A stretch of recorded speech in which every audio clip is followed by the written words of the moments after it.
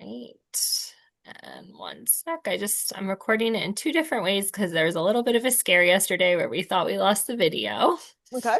So one moment.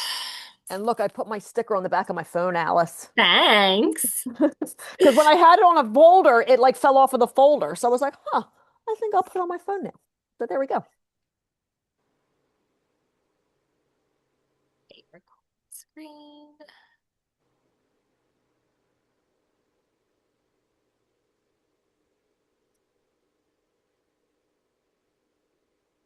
Okay. All right, I'm double recording. Okay. Okay. So I'm just going to start by going over our ground rules. Mhm. All right. So thank you, first of all, for joining us. Mhm. Um, I am just going to go over some ground rules to ensure that this process is fair, respectful, and productive for everyone involved.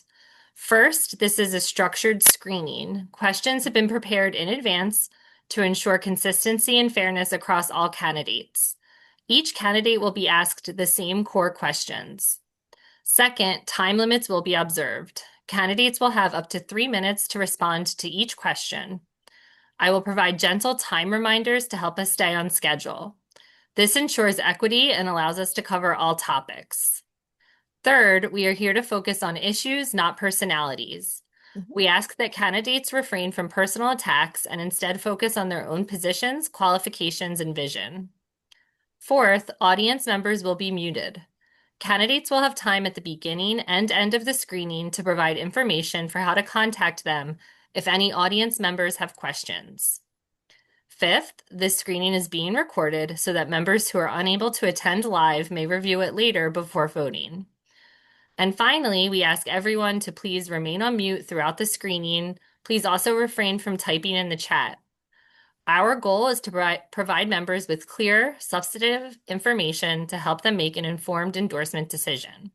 With that, we're grateful for your participation and look forward to a thoughtful discussion. Right, and let's begin. So Terri, would you like to introduce yourself and give our members ways that they can contact you and find out more about your campaign? Absolutely. So, hi, everyone. Thank you so much for allowing me to speak to the group. Many of you know me already, but just to be clear, my name is Terri Reese. I am a lifelong Atlantic County resident. I live and grew up in Northfield. If you want to contact me, I'll do that first so I don't run out of time for that. You can reach me at Terri, Terri, at Terri Reese for njcd2.com. Uh, you can also reach me at the Terri Reese for njcd2.com is the website. And I'm also on Facebook, Instagram, X, Blue Sky, Substack, and TikTok under the Terri Reese for NJCD2 as well. Um, so yeah, I am, like I said, I'm a lifelong Atlantic County resident. I've lived here my entire life. I went to schools here. I grew up here. I worked here. Primarily, most of my working life was spent between Atlantic City and Mays Landing in terms of working at different retail stores for different national and international retailers. And during that time, I was also a single mom where I grew up or I raised two children. My son lives in Virginia. My daughter lives with me. She has battled significant mental behavioral health issues for the past 20 years. And I have worked diligently to be her advocate since the time that she was 10, 11 years old to make sure that she received the mental health care and considerations that she needed, as well as being in school, making sure that I worked with the district, the school, child study team, and administrative offices to ensure that she received the not only the programs that she was entitled to, but also to make sure that she got the support that she needed through all of the struggles that she had, especially when she was going through high school.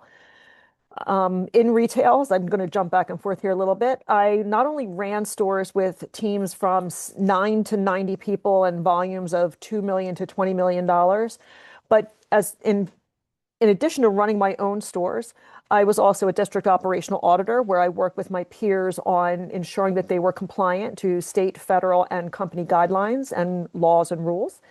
I was a scheduling and payroll expert where I traveled throughout the state training my peers on how to use scheduling systems that could enable them to not only identify where they had hiring issues, but also to make sure that they were making a schedule that meet the needs of their business using data as opposed to using it via emotion. And then I was also a new store opening project manager where I traveled throughout the East Coast, opening and closing stores and allocating resources where they were needed, whether they were fixtures or clothing or people, and training people. In addition to all of that, that whole entire time was spent building relationships, solving problems, both in the moment and what could potentially be longer term problems, and finding workable solutions as well. I had to leave that career after 30 years to become a full-time stay-at-home caregiver for my mom when she developed dementia, because she made $200 more a month in Social Security than what would have qualified her for Medicaid. But I'd also made a pact with my parents that when living with me as we did, and I was a member of the sandwich generation, that they could stay home in the home that they loved, surrounded by the things and people they loved, until they passed. And I was able to meet that goal and that promise for both of them. And while being a caregiver for my mom, again, I was an advocate for her to make sure that, fighting with her insurance companies to make sure that she got the services that she need, whether it was healthcare or durable medical equipment or getting reimbursed for respite care. I was also able to secure work from home jobs where I transitioned from retail into tech. So I used my customer service skills, my training and development skills, my love of learning and love of processes and how to learn how to do new things and technology to work with tech startups where I ran their customer service and customer success departments. I also transitioned into web design, content management, implementation and documentation as well. I have my own business. I am a certified private yoga instructor. I am also a consultant for tech startups. But to make ends meet, because we know that your own businesses don't always work the way that you'd like, I also work for the New Jersey Department of Labor in the Division of Wage and Hour Compliance. And I chose to run for Congress not because of one single issue that came up. I had thought about running for a while, and because of my career in retail and being a caregiver for my mom, it wasn't something that was viable at the time.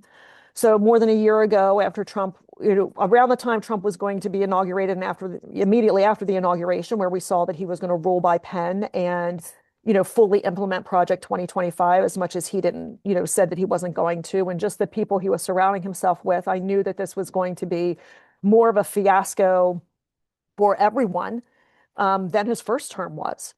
And so in talking with my family, my son was like, "This is your time, and you can do this. And you're a wonderful candidate. You have a lot of skills. You're smart. You know the issues. You represent the everyday people because you've been unemployed. You've been on Medicaid. You've been without health insurance as well. You were a single mom that had to learn how to do more with less. So you understand and have the same shared lived experiences as many of the people who are in your district, so you know what it is. And not only that, because you are a lifelong resident, you've seen the ups and the downs. What was great about Atlantic City when casino gambling first opened and how it's declined over the years. You've seen businesses that were once robust, that were so busy and just doing so well that just have shuttered, not because something took their place, but because it became too unaffordable for them to stay in business. And I'm running to bring a real authentic South Jersey voice to the halls of Congress, one that I think that has been missing for a long time. We've had a significant impact or an influx of money into our government officials, into their campaigns, into their coffers. And to me, what that means is that those elected officials are now beholden to their donors and the people who are giving them money, the special interests, millionaires and whatnot. And really, if you think about it, that's what we've seen. Any of the policies that have been passed over the last 60 years, there have been some good things that have come out, but then the next thing you know, you get an administration that comes in that doesn't think that the people deserve anything, and then they take everything away and funnel things up. Over the last 50 years or so, we have seen $80 trillion be funneled up to the wealthiest 1% in this country at the expense of the working class. So how's my time, Alice? No, so way over, but that's okay because it was your introduction. And you're going to so I think for moving forward, I will like put a reaction in when you have a minute left. Okay, good. And you're gonna have time to touch on some of the things you just talked about in the questions. Excellent. Okay, Um, thank you. so our first question is about healthcare and prescription costs. Mhm. What is your detailed plan to protect and improve access to healthcare, reduce overall costs, and address prescription drug affordability, and how will you fund it? Okay. So I am a proponent of Medicare for all as a step to going into universal health care. So with Medicare for all, if we right now Medicare is currently only open up to the sick and the elderly. So what we need to do is expand that, give it a broader base by allowing people, families, single people of all ages to be able to access it and pay into it. Because the broader base that we have that can pay into a program such as that gives it more funding and spreads the money and the resources more widely. And as we do that, that will help impact prescription costs as well. One of the things we need to do with prescription costs is understand, and with healthcare in general, is push back on these health insurance companies and the people who are within the entire health insurance industry as a whole to take a step back and understand that it's not about how much money you can make, it's about how many people you can help. And I'm not for subsidizing the healthcare industry in any way, shape, or form. While they make multi-million and billion-dollar profits, we need to put the money back in the pockets of the people for that. If it means that we need to negotiate prices with Medicare prices across the board so that we can bring prices down, which they should be. One of the things I learned when I was without health insurance is how you can, if you have insurance, it's one cost. If you don't have health insurance, it's another cost. But if you have like these little cards or whatnot, you can even pay a different cost. Why can't we just have a flat cost that this is how much it's going to be no matter what it is? Why are we playing these games?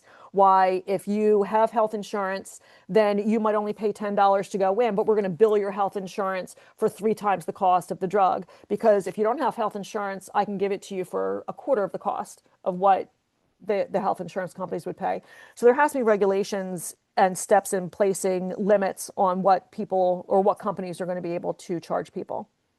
Am I over time? 1 minute left if you want to Okay. continue. Okay. The other thing I want to say about healthcare is currently we are in a system where it's all about crisis care and emergency management. It's not about prevention.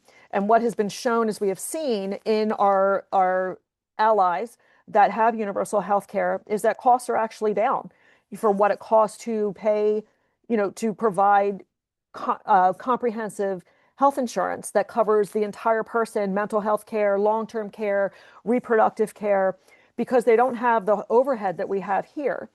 And we can save a lot of money by reducing that overhead because you're not going to have all of these health insurance companies who are jockeying to see how much money they can get from people with providing the least amount of services.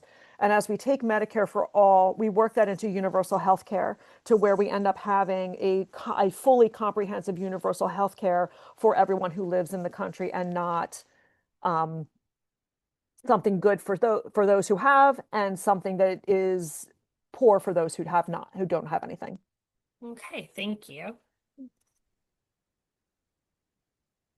All right, our second question has to do with cost of living. What is your plan to lower the overall cost of living for families in our district, including everyday expenses, and how will it make a measurable difference? The first thing that we need to do is, well, there's so many things that we need to do. I'm a proponent for a living wage. I think that the 1592 minimum wage in New Jersey is a great start, but the average, per the MIT living wage calculator, the average living wage in our district should be $24.50. And that's for a single person to be able to afford housing, healthcare, food, transportation, and utilities.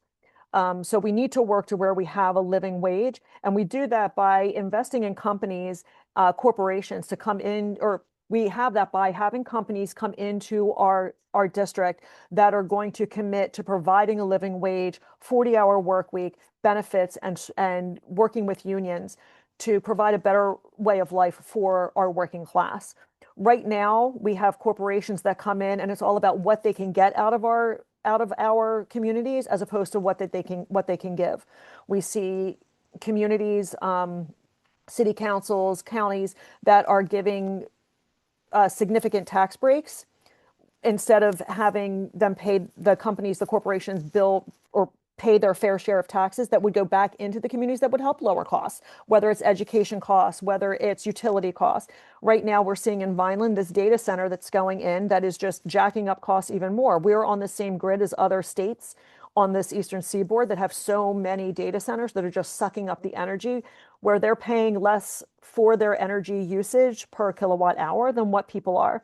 And we need to reverse that. These multi-million dollar companies that have the funding to pay, they have the means to pay, are paying less per hour of kilowatt than what the average family pays. And that shouldn't be that way. They should be giving back in so that the families aren't subsidizing their needs that they have. Putting more renewable energy into the grid. Um, I'm a proponent of solar energy. I believe that we need to get that out. It's the fastest way to get energy into the grid because we are also running at a deficit. We used to be a net exporter. Right now, we are an importer.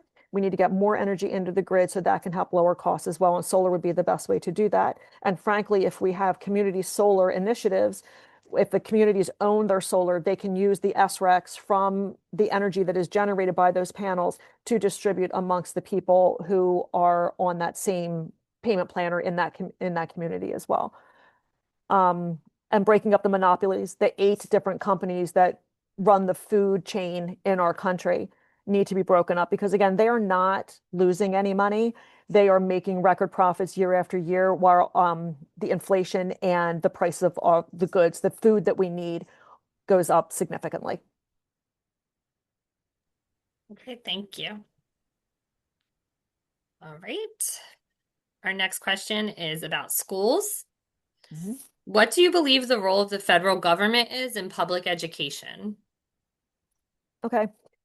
The role of the government in public education is specifically with the Department of Education is to ensure that each child in this country gets a quality education, that it is fair and equitable across the board for everyone. That it doesn't, it, that the school systems, the education system in this country isn't prioritizing one group over another group. Each child should have the opportunity to thrive, to be educated, and to go on.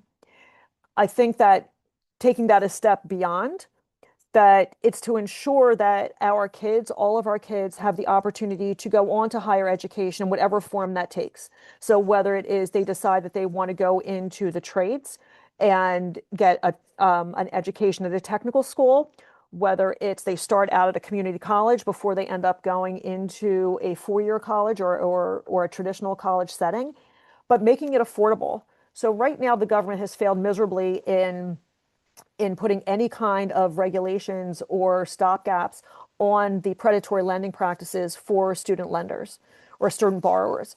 And I can speak as having someone who had student loans when they went to college. Mine were reasonable.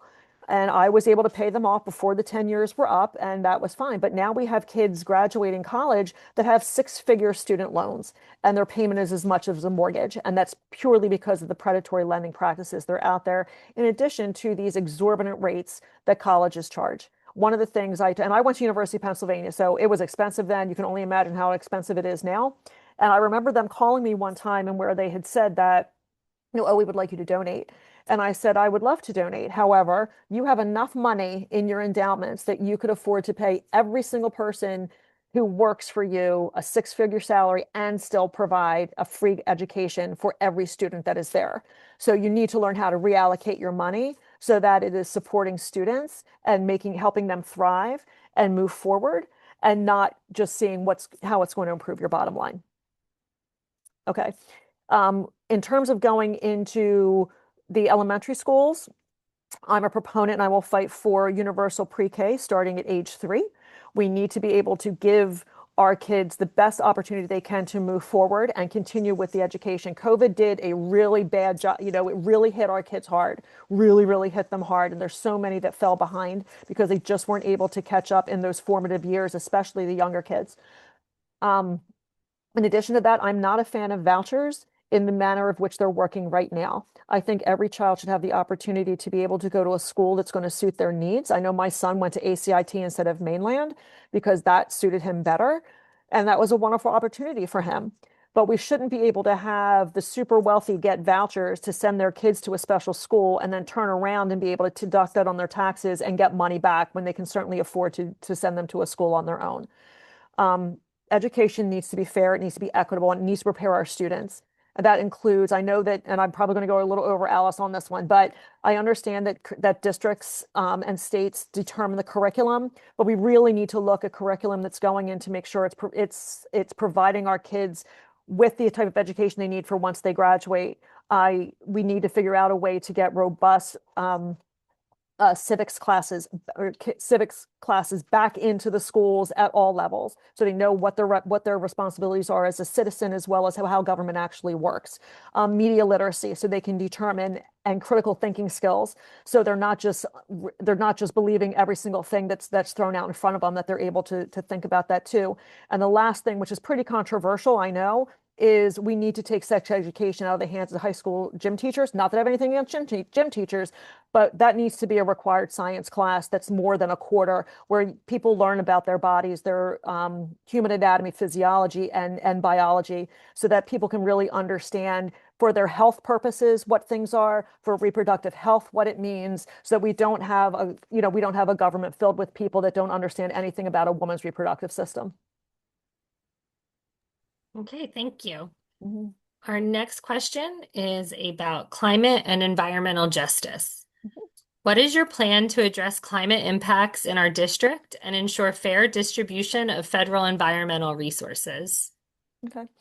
So currently, Jeff Van Drew has reported that he is going to promote a coastal trust fund with $1 billion that is going to be funded by the proceeds of levies against or profits, leases from offshore oil drilling. And that's a pie in the sky kind of thing, because what you're doing is you're going to have the people who are causing the issue of climate change pay for money into this trust fund instead of, which I don't think is necessarily a bad thing. We need money to help provide for our coastal replenishment, help our low-lying areas throughout the district, and get FEMA financing as well. But the thing is why aren't we addressing the main cause in the first place? We need to transition away from using fossil fuels. They are finite to begin with, and we know the damage that they do to our environment and our health. That being said, transitioning to renewable energy, whether it's solar, whether it's investing in wind, and I know wind is a hot topic around this area, but there are so many countries across the world that have successful wind programs. We need to be reaching out to them to see what they're doing and how we can implement that here as well. And I'm not for doing wind just for wind's sake. I did a tour of the AC wind farm, which was so enlightening and just so informative. And I really enjoyed it and encourage anybody who has the opportunity to go out there. But it's really like finding out what it is. You know, a lot of the pushback on wind was people speaking that were being funded by the fossil fuel industry because they didn't want it to be they didn't want to lose their golden goose, so to speak. You know, as opposed to where you look at the wind energy and how clean it can be. um, is it aesthetics? They don't want to look at it out their window, but yet the Borgata, when they built their second tower, they built it specifically so people could watch the wind turbines, because the people in their original tower were requesting those rooms where they could watch the wind turbines. So, but we also want to make sure it's responsibly done. And that goes with any kind of renewable energy that we have, whether it is solar, whether it is SMRs, which are the small nuclear reactors, or reinvesting in nuclear, or we go into wind.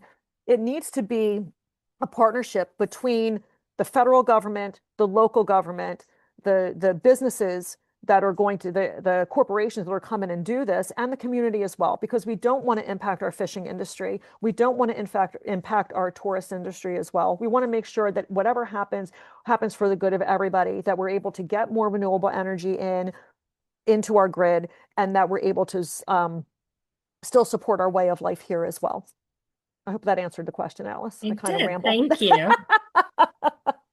All right. Our next question.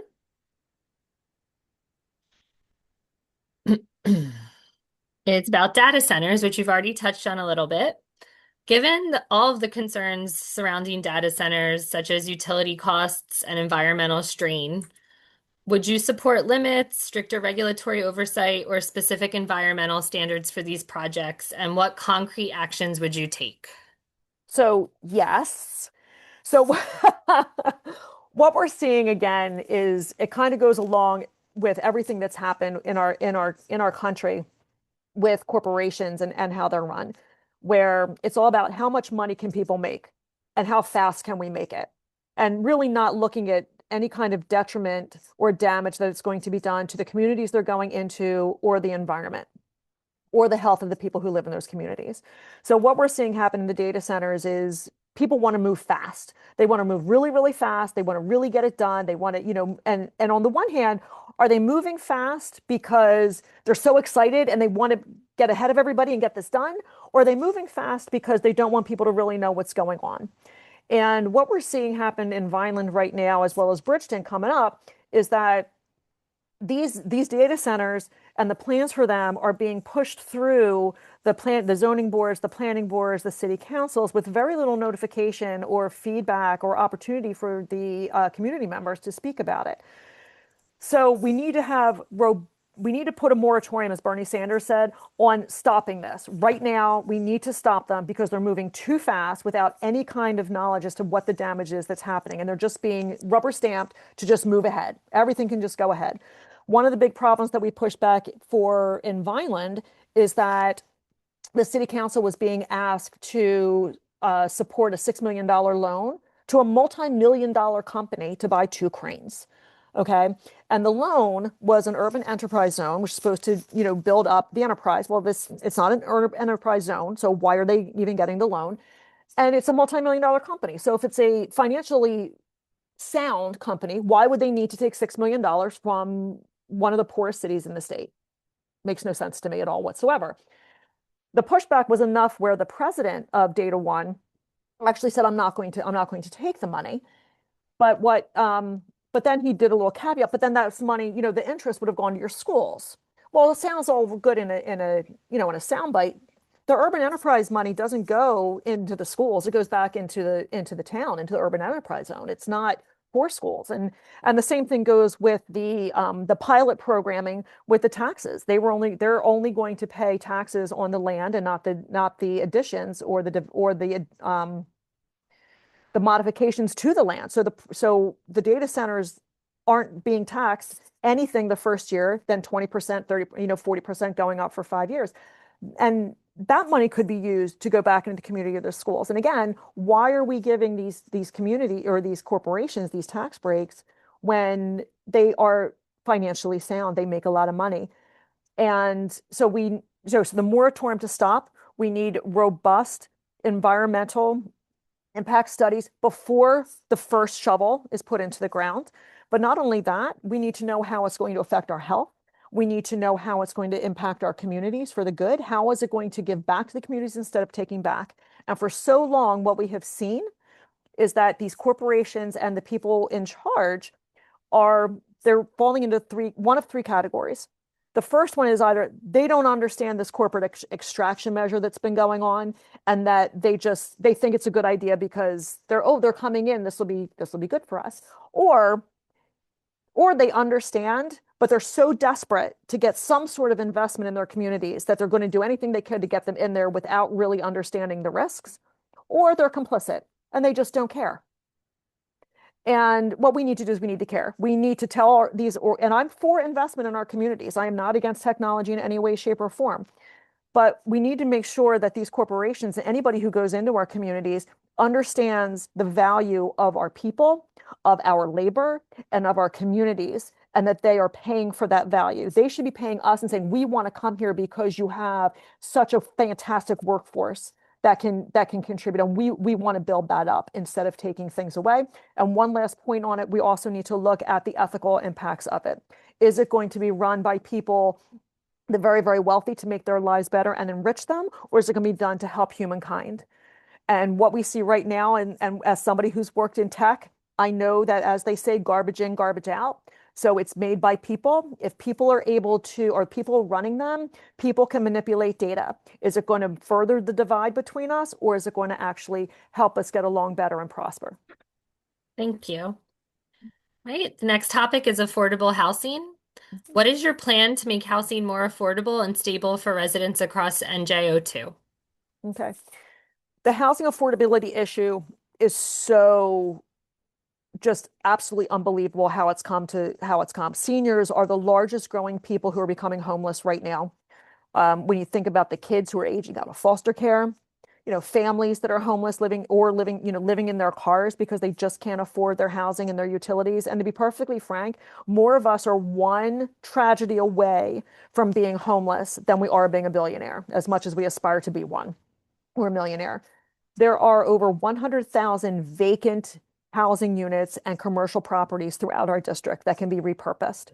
My plan would be to dedicate and allocate federal funding in order to repurpose those buildings for mixed-use housing, especially in areas where that are transportation or population hubs, so that people who don't have a car can actually have access to public transportation to get to and from work.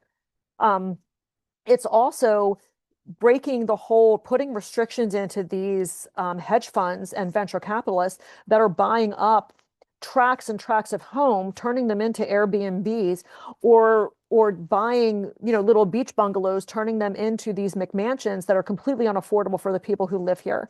We need to get back to where we're building neighborhoods with starter homes. The house I live in started with 2 bedrooms and a single bathroom. My parents bought it in 1969 for $17,000.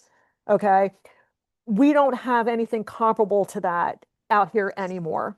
It's really sad. We need to get back into buying, building starter homes. Or how about even tiny homes for people, especially seniors, like little communities, little compounds, so to speak, that might have a community center. We start seeing them in some areas, but we need more of them where people can go. Um, to address the homelessness issue, because that's part of the housing and affordability issue too, is starting with housing first initiatives where we get them housed first. And then we get them the social services and mental health services that they need, workforce training so that they can move forward. And we've seen throughout the country that communities that have a housing first initiative, they end up thriving and not necessarily solving, but greatly impacting and reducing their homeless population. Federal funds and grants that will help people with first-time home buyer loans, as well as, giving people a path to ownership for their homes as well. Because right now it seems like people are always in this cycle of just constantly just paying and paying and paying and paying, but we can't afford to fix up the house and we can't afford this. And now the utilities are up. We really need to encourage people to be able to stay in their homes, seniors to stay in their homes, to age in place as well. And we can do that with federal funding. And one of the big things I would just like to say that pretty much goes with my plan for everything is that we don't have a money problem in this country. We have a priorities problem. And what happens is our priorities for so many years have been to allow the wealthiest people amongst us to prosper at at the expense of the working class. And that needs to change. We need to allow the wealthiest people and the corporations to pay their fair share of taxes, get rid of the loopholes so that we can fund these programs that support our communities and our working people. Okay, thank you. Okay, next topic is immigration. What is your comprehensive plan for federal immigration policy, and how will you ensure it is humane, lawful, equitable, and effective for our communities? Okay. So all of us came here from immigrants, whether it was by choice or by force. And as a result, it is unconscionable to me that we, as a nation founded by immigrants, have the policies in place that we have now. They're strictly based on racism and cruelty. And with $170 billion over the next 5 years that is supposed to go to militarize our immigration system, that $170 billion could be better allocated to a humane, compassionate path to citizenship for people. As a country, we have never answered for the travesties that we have helped implement or implemented ourselves across Central and South America. We never have. We've never answered that. We've gotten what we wanted out of them, and then we left. And that's part of why we see the immigration and migration problems that we have, because we left those countries in complete and total disrepair. We didn't help build democracies. We didn't help get them on the path to self-sustenance. And but even if we did, the United States is this beacon of hope, this beacon of, people coming for the American dream, that if you work hard, you can be successful. And anybody who lives here, who is here, who manages to get here, and it's not easy. Immigration that come here, it's not, oh, I'm just going to go to the United States here. I get here. I mean, you're talking about women and children who are trafficked in some instances, who have spent months walking to get here, only to now be thrown into cages. Okay, they're not people who are criminals. We can have an immigration stands or areas at all of the checkpoints where people come in, and we can meet them where they are. We can help them. We can vet them to make sure we're not letting in the criminals or the worst of the worst, which frankly, one of the worst of the worst that they posted on the DHS website was somebody convicted of fraud. Well, let's just be realistic here. Trump pardoned all those people who were convicted of fraud and they didn't have to pay back anything. So it's clearly, again, based on the color of someone's skin or the language that they speak. But we can provide them with a path to citizenship. We can give them, you know, um, help them find sponsors in here. Some of them do have sponsors that they can go to, but where they can work, where they can um, contribute to the communities like they are. And so many of the people right now that are being just kidnapped off of the streets are hardworking people who just want a better life for themselves and their children. And there's no reason why we can't give that to them. Okay, thank you. All right, our next question is about money in politics. Mhm. What is your position on the role of money in politics, and what changes would you pursue to address it? Okay. Money in politics is what got us to where we are today. The Citizens United decision, which sounds like it's really great. People think, why do you want Citizens United? But people don't really understand that what it made was that it said that corporations are people. Okay. And therefore they're allowed to donate or do super PACs where they can influence elections. And what we've seen is a huge influx of money going into our federal and local elections as well, and not for the good. $16 billion went into the 2024 elections. $16 billion could have not solved, but could have put a dent in veteran homelessness. It could make sure that we expand SNAP benefits for our kids. It could make sure we did like maybe a different prescription plan for our seniors instead of being spent on television ads to promote somebody who is clearly not fit for office to be there. I took the money out of politics, or I took the candidate integrity pledge with the money out of politics movement back in July because I don't believe that we should have money in politics. And what I would like to see happen, and I would fight for, is to get a campaign finance reform, that we move into a public financing platform where each citizen is given a sum of money where they can donate where they like, and then that is matched by a fund that is supported by the government instead of having millionaires decide who the best candidate is. But we also need campaign finance reform, not only for the money aspect of it as well, but also for the corruption aspect that we have. And what we see a lot of times is that the power brokers, the political machine determines more as to who the candidate should be rather than the people voting for who the candidate should be. And whether it's their fund, they're putting money against that, whether they are backing a certain candidate, behind the scenes. And it's been going on for years. And we've seen it ever since the start of the country. And it doesn't serve the purpose that our founders meant, where we had a government by the people, for the people, and of the people. So we need to break the wheel, break the chain, so to speak, of the political bosses and the political machinery that think that they know better than the people of this country as to who they want or to who should be elected. And when we do that, we'll be able to see that we are getting people that look like our communities into office. Because right now, for the past, 60 years, I'll use that number again, we voted for the same types of people over and over and over again. They look alike, they sound alike, They go for the same thing. And with the money out of politics, just to be clear, the money's going into both sides because the people who have the money want to protect their interests no matter who it is that's in office. So it's not serving anything but themselves. And so people get entrenched in the office. I'm for term limits as well. So they get entrenched in while they're in office and they're going to vote for the people who are funding them. They're not going to vote for their constituents. I have a grassroots campaign. I do not take super PAC money. I also find it unconscionable to ask people for money in this district when we have three of the four poorest counties in the state and people have trouble with affordability issues. But there you are. So my campaign is not texting people or calling people and or doing any of that. You know, it's give what you can when you can. Um, and that's what I would do. Okay, thank you.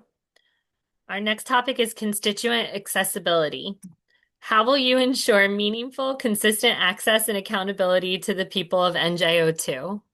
Okay, so the first thing is having a monthly town hall, and that monthly town hall is in a different place in each of the counties that make up our district. We have the largest district by area. So on the one hand, while I can appreciate Jeff Andrews saying our district is so big and I don't want to inconvenience anyone, dude, you get 1 week off a month every year to be in your district.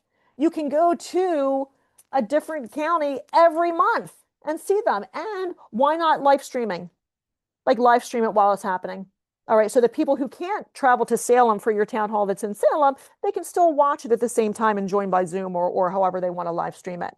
But the other thing I'd like to do, and it's something that Jasmine Crockett from Texas did, because she at the time had a really, really large district as well, is invest in a mobile congressional office where it can travel to different areas throughout the district as well to help with constituent services instead of making everybody come to Northfield. Now, I'll be honest with you. I live 10 blocks from Jeff Andrews' office. So is that office convenient for me?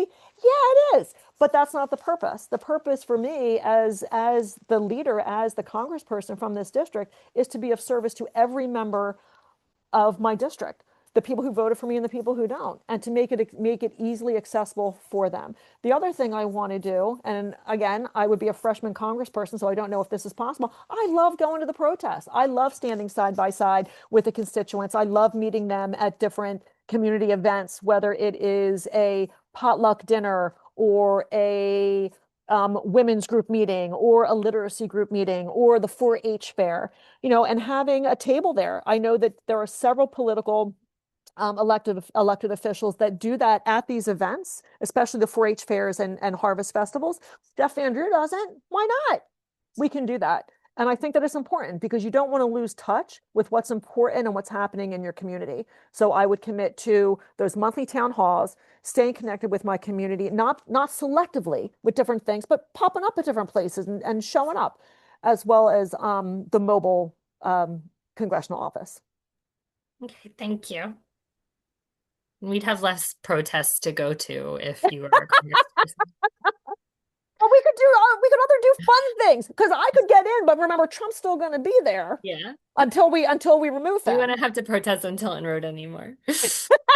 All We have right. a barbecue instead, Alice. The next question is about economic justice and leadership. What does economic justice mean to you in NJO2, and how will you demonstrate independence and consistency in advancing your priorities? Okay. Economic justice here in CD2 means that everyone has an equitable chance and a fair chance to thrive and move on. It's not enough for people to just survive. They need to be able to thrive as well. So for economic justice, the first thing we need to do is revamp our current tax structure that we have that clearly favors the people at the very top as opposed to the working class and the working poor. And it's one of the things that we really need to do because I was on a call with the Community Food Bank of New Jersey last week. And roughly in our district, 10% of the people live in poverty. Okay, different areas have a higher percentage. Cumberland County is up to, I think, 14 in some areas. Atlantic City is at 12.5. It varies based on where you're going. And my percentages might be a little off. But that being said, we do know that it is extremely high in certain areas. But over that, 39% of the people in our poorest counties are in what's known as Alice or considered part of the ALICE system, which is where they are just eking by. So they are working, and they used to be called the working poor. They're working, but they still have to be on public assistance. Okay. And why is that? And it's because of the affordability issues. It's unaffordable housing. It's the lack of loan paying jobs. It's the fact that people often have to work two or three or four jobs in order to be able to just pay for their basic necessities. It's because we don't have health care or, equitable Medicare health care for all. It's because we don't have a good transportation system. And there was another thing that came up to me that somebody just knocked on my door because we're going to have a campaign meeting in a minute. But it's also because we have companies such as Walmart all the way over here. Walmart gets huge subsidies to build their stores all over the country. And yet they don't pay equitable taxes, and they don't provide their people with not only a living wage, but they don't provide them with full-time worker benefits either. And those are things that we need to fight for: the living wage, the affordable health care, affordable utilities, in order to make things better and equitable for everybody. And we do that by having a better tax system where we have the other people, the wealthiest people amongst us, to pay their fair share. What's going on in California right now is they have a bill they're trying to pass. It's the billionaire tax, where they want to tax the billionaires, a one-time 5% tax. So if you look at somebody like Mark Zuckerberg, who is worth and has wealth of like $229 billion dollars, a 5% tax on him is only about $11.7 billion dollars. Okay. So even if he pays that, it's not going to be, he's still going to be a billionaire.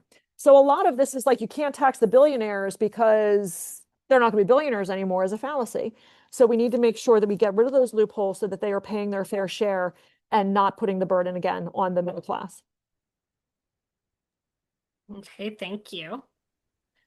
All right, next question. What is your assessment of recent party leadership decisions and how would your approach compare? Certain party leadership decisions, do we have a specific one we want to talk So like about?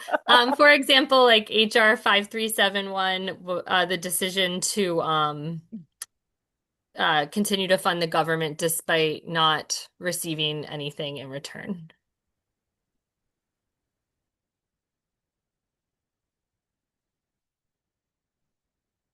So again,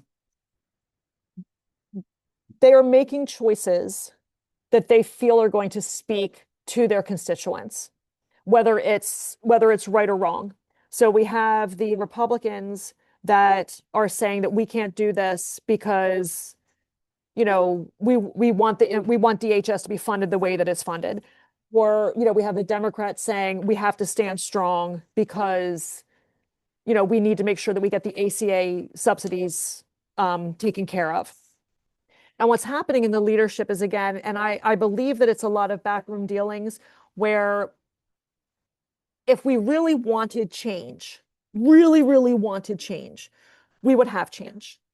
But the people who are funding the campaigns of the special interests, the lobbyists that are in DC, they want things to stay the same because it suits their purposes. And what we need to do is get leaders in there that are for bold systemic change, where we break the wheel and we allow things to get done. We have been talking about the same issues, whether it's Israel, Gaza, whether it's Russia, whether it's campaign finance, whether it's healthcare, whether it's Social Security, whether it's the military industrial complex. We hash these out year after year, administration after administration. And what we need to do is stop this, stop being on this hamster wheel where certain people are profiting off of the hamster wheel while we're expecting the working class to work harder and more and taking less and giving the people less and less, what others are getting more and more. So what we need to do is change the system. I'm not for these big omnibus bills where they package 1,000 pages worth of things that nobody ever reads, and breaking things out where we start on a progress where we're making things better for the people and protecting them better. So one of the things, and I use this as an example frequently, is we need to get them on the record for how they feel about Social Security. Okay. So we need to lift the payroll tax cap on Social Security so that we can fund it for the next 75 years. Okay. If not, by the time 2033, 2034 comes about, the people receiving Social Security will only get 81%. We need to get people on both sides of the aisle to say yes or no, we're going to do this so we can solve the problem and move on. Because right now we are reactive. Everything is reactive in government. That's what they're doing. We react to what they say, we react to what they do. What we need to do is do things that make things better and move forward. We find what the root problem is of this issue, we come up with a solution, and we move forward. And that's how we break what's going on right now. Okay, thank you. We're in the home stretch, but we got a few more. Okay. I just have to answer one person to say I'm still in my interview. Okay. Okay. Still in interview. Hold tight. Okay. One more. Yeah, go ahead. Ask the question. I'll Okay. answer, Alice. All right. What are your positions on current international conflicts and U.S. global alliances? And how do they reflect your values? And where should foreign aid be allocated? Okay. So, I'm a diplomacy first person because I'm a humanist. I don't believe wars solve any problems. I think that they just make more of them. Um, I also think that we need to look at who does it hurt, who does it help, and who's making money off of it as well, and use that as a guideline. We need to protect vulnerable communities. We need to protect innocent people. But yes, we need to maintain a defense, so that should something happen to us, we're able to protect ourselves. But we also need to be able to be there for our allies as well. What's happening right now throughout the world, we need to support Ukraine. We want a democrat, if our foundations are democracy, that's not a democracy right now, it's very much more authoritarianism. But if our foundations are democracy and we want to be the beacon for democracy across the country, we need to be supporting those countries and helping them in any way we can so that they get that democracy. And that includes supporting Ukraine against Vladimir Putin. We know that Vladimir Putin is a Soviet socialist. We know that he wants to get the USSR back together again. If we give 1 inch in Ukraine, he's going to take a mile throughout the rest of Eastern Europe. When we look at Israel, Gaza, I am not anti-Semitic. I am not anti-Israel, but I am anti against their actions against the Palestinian people and causing a genocide. I don't believe that our funding or our support of any group, any country, any administration across the world should be used to perform human rights abuses in those areas. It's one thing to help people out in order to lift them up and help defend them against aggressors. It's a whole nother thing when you're funding aggressors who are trying to alienate or trying to exterminate an entire people or an entire group. When we look at Venezuela, you know, it was purely for oil. Trump came out and said that it was for oil. It's not exactly the best kind of oil if you look at it in terms of, the structure. It actually takes more to refine the oil from Venezuela than it does from the Middle East. But it was to support people who gave him a lot of money and to make him look good, and frankly, to be a deterrent or a distraction from the Epstein files and the other failures of his own presidency. So we need to be that beacon of light for the rest of the world. We need to get back to having a USAID where it is funded so we're able to get our thoughts, our democracy, our way of life out there to help people, to show that we are good people, because we are good people. It's just that we're being led by very bad people right now. And that we want to promote and make sure that everyone has the right to life, liberty, and pursuit of happiness. And anyone who is committing these human rights issues and abuses do need to be prosecuted to the fullest extent of the law, whether they are in our country or in other countries.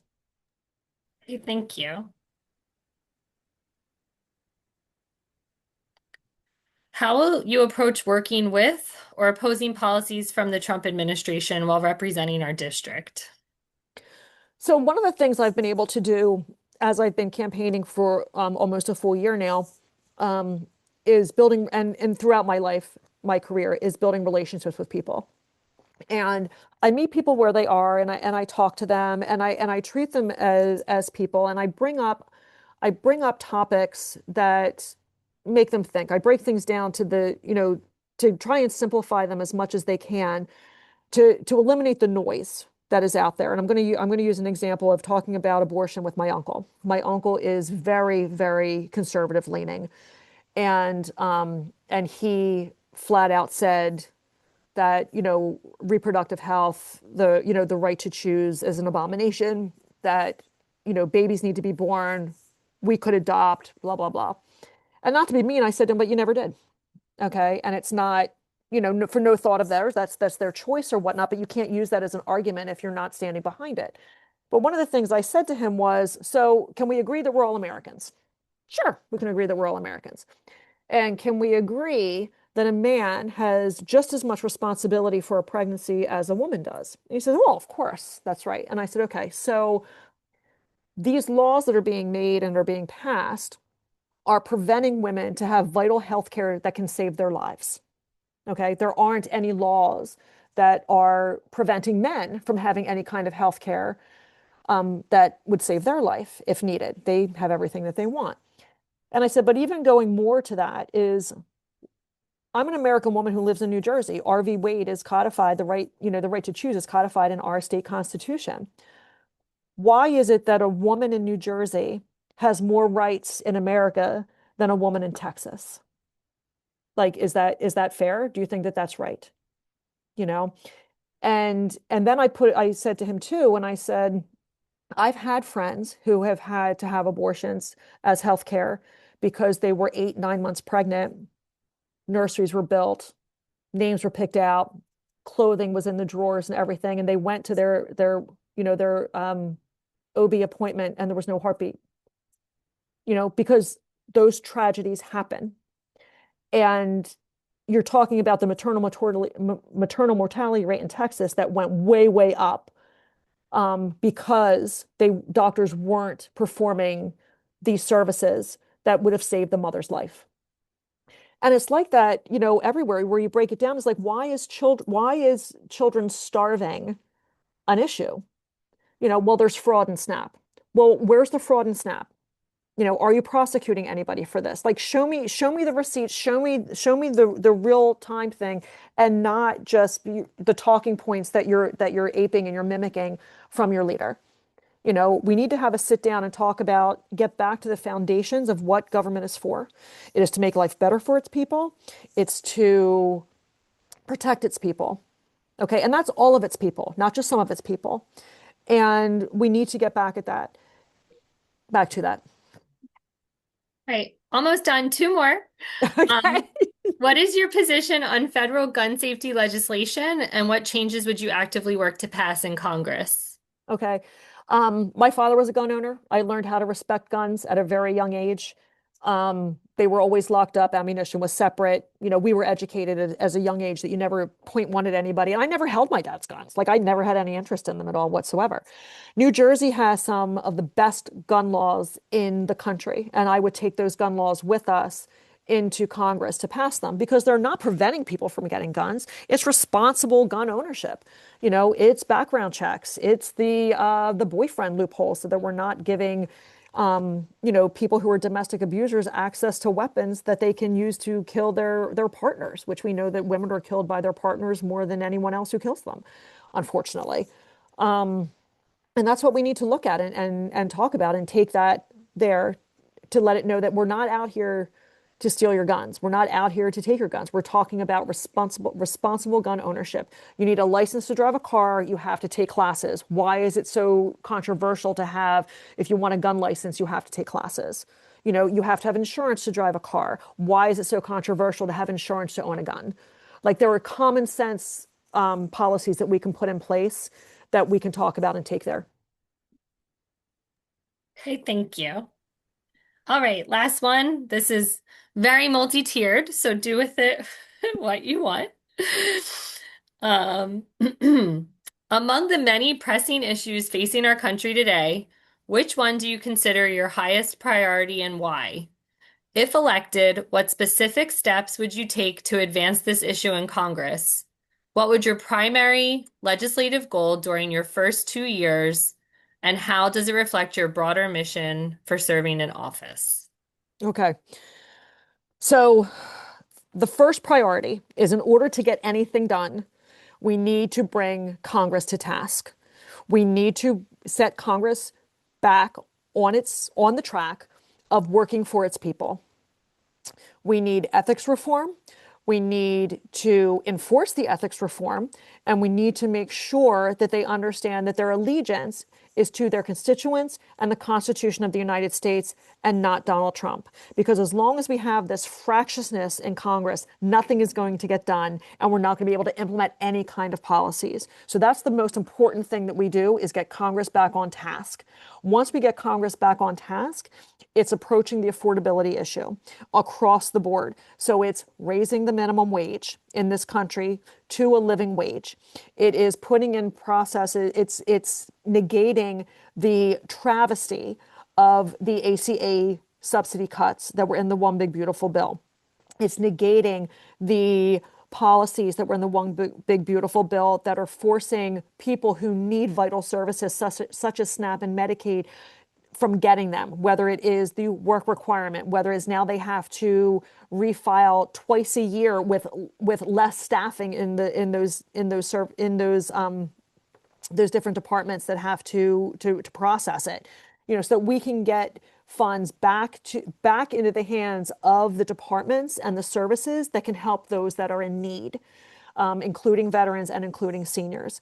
So it's really reversing a lot of the policies and processes that were set in place that ended up enriching Donald Trump and his family and his supporters, as opposed to providing for the people of this country. If I didn't answer everything, what did I miss, Alice? I mean, that sounded great.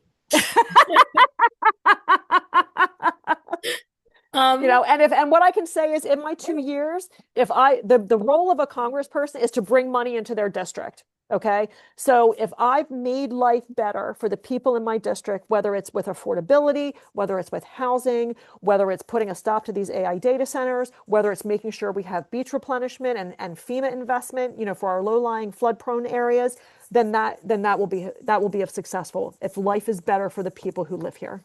okay. Well, thank you for taking your Saturday evening with us tonight. Thank you. Um, one more time for our members, how can they contact you or learn more about you? Sure. So you can contact me. My email is Terri, Terri, at Terri Reese, for spelled out FOR, NJCD2.com. I know it's long. I'm a wordy girl. Um, and then my website is terrireese4njcd2.com. You can also follow us on Facebook, Instagram, TikTok, X, Blue Sky, and Substack. If you go to our website, you can subscribe to our weekly newsletter as well. And you can do the same thing if you'd like to volunteer with the campaign. We're a fun group, as we like to say. It's all volunteers, and we're out to make a difference in the lives of the people of South Jersey, 2nd Congressional District. Well, thank you again for your time. Once all of the screenings are complete, we will have the YouTube links up Mhm. for public sharing. And once they're all complete, our members will have about a week to vote, and then we'll be in touch with you if we decide to endorse a candidate. Thank you. All right. Thank you, Terry. Have a great night. Thank you, Thanks, guys. Thank you so everybody. much. I'll see you Stay guys safe in later. the blizzard. Oh, let's hope not. Okay. Bye.